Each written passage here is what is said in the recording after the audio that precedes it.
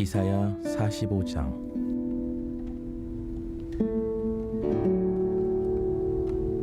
여호와께서 그의 기름 부음을 받은 고레스에게 이같이 말씀하시되, 내가 그의 오른손을 붙들고 그 앞에 열국을 항복하게 하며 내가 왕들의 허리를 풀어 그 앞에 문들을 열고 성문들이 닫히지 못하게 하리라.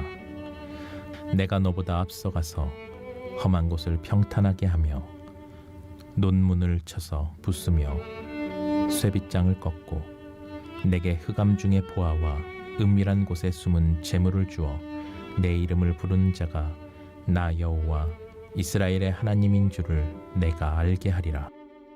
내가 나의 종 야곱, 내가 택한 자 이스라엘 곧 너를 위하여 내 이름을 불러 너는 나를 알지 못하였을지라도 내게 칭호를 주었노라. 나는 여호와라. 나 외에 다른 이가 없나니 나밖에 신이 없느니라.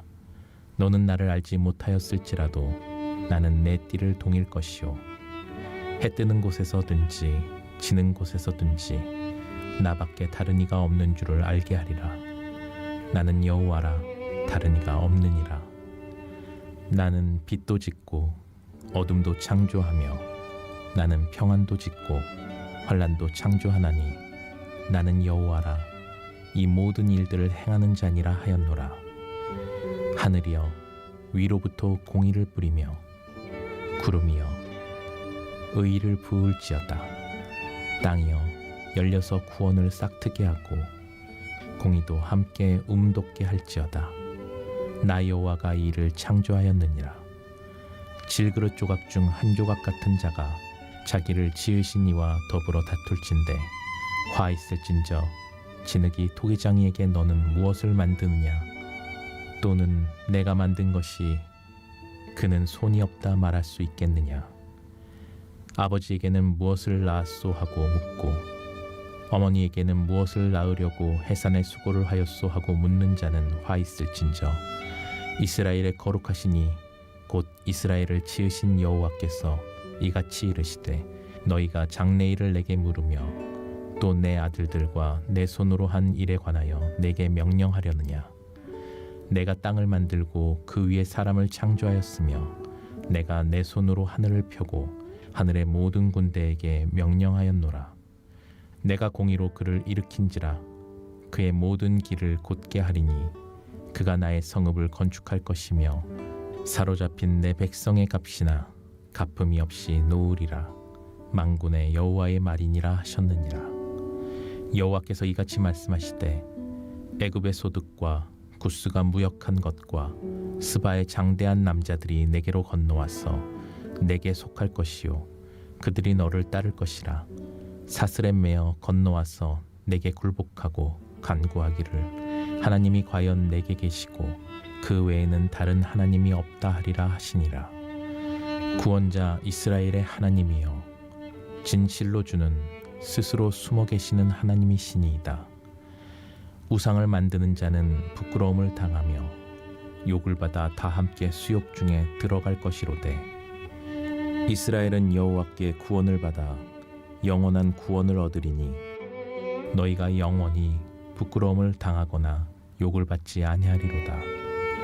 대저 여호와께서 이같이 말씀하시되, 하늘을 창조하시니 그는 하나님이시니 그가 땅을 지으시고 그것을 만드셨으며 그것을 견고하게 하시되 혼돈하게 창조하지 아니하시고 사람이 거주하게 그것을 지으셨으니 나는 여호와라. 나 외에 다른 이가 없느니라. 나는 감추어진 곳과 캄캄한 땅에서 말하지 아니하였으며 야곱 자손에게 너희가 나를 혼돈 중에서 찾으라고 이르지 아니하였노라. 나 여호와는 의의를 말하고 정직한 것을 알리느니라. 열방 중에서 피난한 자들아, 너희는 모여오라. 함께 가까이 나아오라. 나무 우상을 가지고 다니며 구원하지 못하는 신에게 기도하는 자들은 무지한 자들이니라. 너희는 알리며 진술하고 또 함께 의논하여 보라. 이 일을 옛부터 듣게 한 자가 누구냐? 이전부터 그것을 알게 한 자가 누구냐? 나 여호와가 아니냐? 나 외에 다른 신이 없나니 나는 공의를 행하며 구원을 베푸는 하나님이라. 나 외에 다른 이가 없느니라. 땅의 모든 끝이여 내게로 돌이켜 구원을 받으라. 나는 하나님이라 다른 이가 없느니라.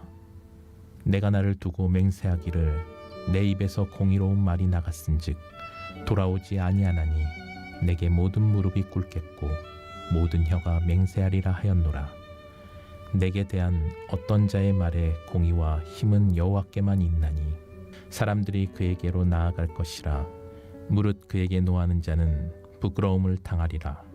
그러나 이스라엘 자손은 다 여호와로 말미암아 의롭다함을 얻고 자랑하리라 하느니라. 오늘 함께 나눌 말씀의 제목은 하나님의 절대 주권과 섭리입니다. 말씀을 통해 은혜가 되시기를 주님의 이름으로 축복합니다. 지난 시간 이사야 44장의 말씀에서는요, 이스라엘 백성들이 하나님의 택한 백성, 구원받은 백성임에도 불구하고 하나님을 버리고 패역하고 교만하고 우상 숭배하여 그들의 죄로 인해서 바벨론으로 끌려가게 되는, 그래서 거기에서 70년의 포로 생활을 마치고 돌아오게 될 때에 그럼에도 불구하고 하나님은 그들을 다시 하나님의 백성으로 맞이해 주시는, 그들을 회복시키시는 그런 하나님에 대하여 말씀을 살펴보았습니다. 이제 오늘 이사야 45장에서는 그러한 모든 역사가 하나님의 절대 주권과 섭리 가운데 이루어진다는 사실을 말씀해주고 있습니다. 본문 1절부터 7절까지 보면 이 페르시아의 고레스 왕이 등장하게 되는데, 하나님이 이방인이었던, 하나님을 알지도 못하고 하나님을 섬기지도 않았던 그 고레스 왕을 하나님이 들어 쓰셔서 그를 통하여 이스라엘을 구원하시는 하나님을 보여주고 있습니다. 1절 말씀에 보면 여호와께서 그의 기름 부음을 받은 고레스에게 이같이 말씀하시되 내가 그의 오른손을 붙들고 그 앞에 열국을 항복하게 하며 내가 왕들의 허리를 풀어 그 앞에 문들을 열고 성문들이 닫히지 못하게 하리라. 이렇게 말씀해 주고 있어요. 하나님이 비록 이방인이지만 하나님이 쓰시면, 하나님께서 부르시면 복을 받게 된다는 것을 우리가 깨닫게 돼요.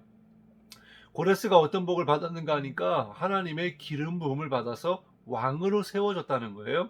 그리고 그의 오른손을 붙들어서 그가 들어가는 나라마다 닫혔던 문들이 열리고 항복하게 하여 정복하게 했다, 승리케 했다는 거죠.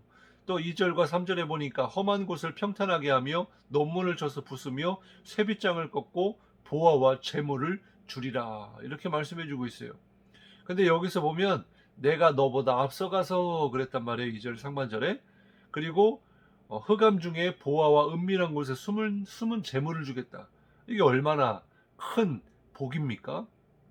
하나님을 알지도 섬기지도 않은 사람이라도 이렇게 하나님이 쓰시면 복을 받는다는 거예요. 그런데 이렇게 이방인을 통해서 이렇게 복을 주시면서까지 무엇을 원하셨기에 이렇게 하신 것입니까? 바로 이스라엘을 구원하기 위한 하나님의 계획과 섭리였다는 거예요. 4절 상반절에 보면 내가 나의 종 야곱, 내가 택한 자 이스라엘을 위하여 고레스를 쓰셨다는 겁니다. 이러한 하나님의 계획과 섭리를 깨닫지 못한 그런 사람들은요, 믿지 않는 자들이 잘 되고 또 배부르고 하는 것을 굉장히 시기하고 또 배아파하고 자신의 처지를 보면서 하나님을 원망하는 그런 경우들이 많이 있습니다. 그렇기 때문에 우리는 환경이나 사람을 바라보지 말아야 되고요, 그 하나님의 구원의 계획이 어디에 있는지, 그 목적이 무엇인지 하나님에 대하여 주목해야 된다는 것입니다. 하나님께서는 고레스가 역사에 등장하기 전에 벌써 약 150년 전에 이미 선지자 이사야를 통해서 예언하시고 계획을 말씀하시는, 그래서 성취하시는 그런 하나님의 역사를 우리가 보게 됩니다. 그러므로 우리는 날마다 말씀을 통해서 하나님의 절대 주권과 섭리를 깨달아야 할 줄로 믿습니다. 또한 고레스인 이 이방인도 이렇게 하나님이 사랑하시고 또 복을 주시는데, 하나님의 자녀인 저와 여러분은 얼마나 복을 받은 사람들이에요. 더 나아가 하나님께 쓰임을 받는다고 하면 이것은 더 큰 은혜와 복이라고 할 수가 있습니다. 이것을 우리가 깨달아야 할 줄로 믿습니다. 8절부터 14절의 말씀을 보면 하나님께서 유다 백성들을 위로하시고 격려하시고 용기를 북돋아 주시는 그런 말씀이 기록되어 있습니다. 8절 말씀에 보면 하늘이여 위로부터 공의를 뿌리며 구름이여 의를 부를지어다.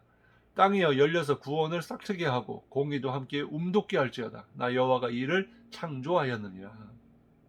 바로 이스라엘 백성들과 동행하시고 그들의 걸음을 감찰하시는 하나님께서 절망과 또 불평 가운데 있는 이스라엘 백성들을 구원하시겠다라고 하는 위로와 격려의 말씀을 주고 있는 것입니다. 그런데 이스라엘 백성들 입장에서 보면 포로로 끌려가는 것도 절망이고 재앙인데, 만일 그렇게 되었을 때에 다시 구원받고 회복이 된다? 이것은 인간의 생각으로는 이해할 수 없는, 하나님을 오해할 수 있는 그런 일이잖아요. 이것이 곧 장난인가? 또 조롱하며 불평할 수 있는 것 아니겠어요? 이것은 바로 자기들의 죄는 생각하지 아니하고 하나님의 구원의 계획과 섭리를 의심한 결과입니다. 그래서 9절에 보니까 하나님이 그들을 향하여 두 가지의 비유를 말씀해 주고 있어요. 뭐냐면 첫 번째는 9절에 보니까 질그릇 조각 중 한 조각 같은 자가 자기를 지으신 이와 더불어 다툴진대. 그러니까 하나님의 그 구원의 계획과 섭리를 깨닫지 못하여 불평과 불만 가운데 하나님을 원망하는 사람들에게 주시는 바로 말씀이에요. 바로 진흙과 토기장의 비유를 통하여 어찌 토기장이에게 진흙이 항의할 수 있냐는 거예요. 뿐만 아니라 10절에 보면 아버지에게는 무엇을 낳았소 하고 묻고 어머니에게는 무엇을 낳으려고 해산에 수고를 하였소. 자식이 부모에게 왜 나를 이렇게 낳았소? 그런 것과 같이 감히 하나님의 그 창조주요 아버지요 그러한 하나님에게 어떻게 이렇게 불평불만할 수 있냐는 거죠. 그래서 이것은 뭐냐면 하나님의 절대 주권을 강조하시는 그런 비유의 말씀인 것입니다. 바로 하나님의 생각은 인간의 생각과 다르다라는 거예요. 하나님의 구원과 섭리는요, 신비한 것입니다. 하나님이 고레스를 택하신 것이 신비죠. 중요한 것은 11절부터 13절까지의 말씀을 통해서 하나님이 누구이신가를 말씀해 주고 있는데, 창조주요 만군의 하나님이시요 계획하신 바를 말씀하시고 또 그 말씀하신 바를 성취하시는 하나님이시다라는 것을 말씀해 주고 있습니다. 우리가 하나님이 어떤 하나님인지를 아는 것이 이렇게 중요합니다. 하나님을 알아야 하나님이 어떤 계획을 가지고 계신지도, 또 하나님이 지금 우리의 역사 속에 어떻게 일하고 계시는지도 알 수 있거든요. 그래서 하나님을 알아야 합니다. 하나님이 어떤 하나님인지를 분명히 깨달아야 돼요. 그래서 내가 믿는 하나님을 알고 그 하나님을 사랑하고 그 하나님을 온전히 믿어야 될 줄로 믿습니다. 마지막으로 14절부터 25절까지 보면 이스라엘의 구원과 이방인의 구원에 관한 말씀을 주고 계세요. 20절 말씀에 보면 열방 중에서 피난한 자들아 너희는 모여 오라, 함께 가까이 나아오라. 나무 우상을 가지고 다니며 구원하지 못하는 신에게 기도하는 자들은 무지한 자들이니라. 22절에 보면 땅의 모든 끝이여 내게로 돌이켜 구원을 받으라. 나는 하나님이라 다른 이가 없느니라.